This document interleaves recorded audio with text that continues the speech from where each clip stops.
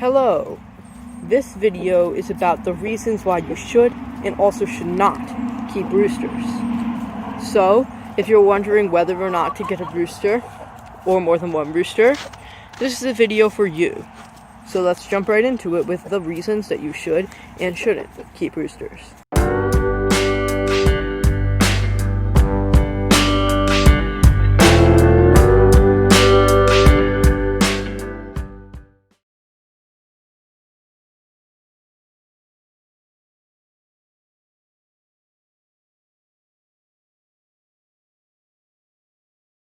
On their feet and their big strong bodies. On the other hand, though, this could result in an overly aggressive rooster injuring hens by accident or even humans. So it really depends on the rooster you get and whether you know to keep your distance from it or not.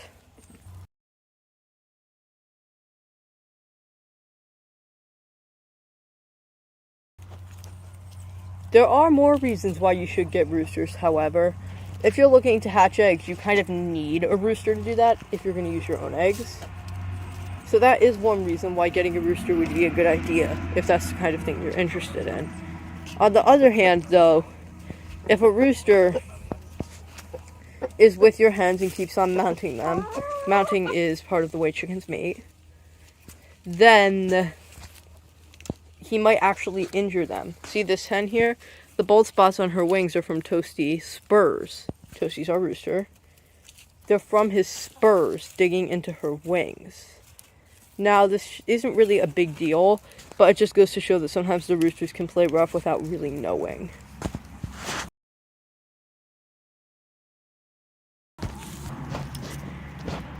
One actually really good reason that you shouldn't get roosters that I've heard used time and time again to say that you shouldn't is the noise.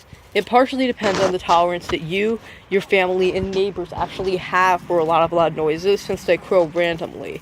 But it also depends on the area you live in. Do you live out in the country on a farm? Do you live in the suburbs? It really depends on how many people are around. As long as everyone around you will tolerate having a rooster crowing, it should be fine, but just be mindful of the welfare of your family and neighbors before you decide on getting a rooster.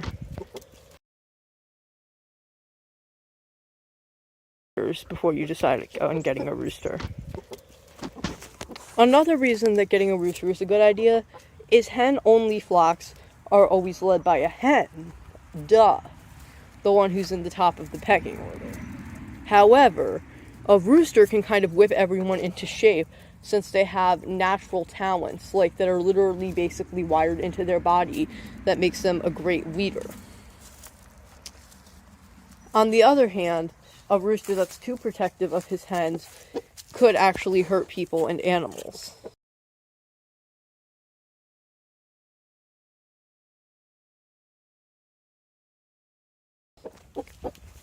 All I've been talking about so far is involving one rooster. But what if you want to get more? It really depends on a couple of factors. First of all, how many more? A flock can't support mostly roosters, or even more than like two or three. That's not a logical number. But it also depends on whether the roosters will fight or not. Sometimes they can fight and even kill each other, but other times they get along just fine once they all agree on which one is the boss. Toasty is our only rooster, so we've never personally had a problem with that, but it definitely can happen. So just be mindful of your flock's welfare before getting roosters.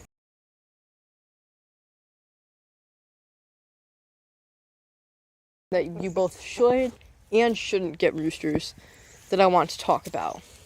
The thing about roosters is they're bossy. If you look up, will roosters harass the hens? Sometimes they will. Like, they're bossy. They can kind of antagonize the hens, whether on purpose or unintentionally. So be mindful of your hen's welfare. Also, Toasty here is actually younger than the oldest and largest hen in the flock, who was the boss before he came along. And they got into quite a few spars before they finally agreed that Toasty was boss. However, those spars actually did injure our hen a little bit.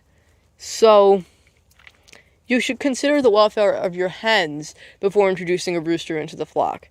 We regret introducing Toasty when we did, although he has done an excellent job as the flock's leader.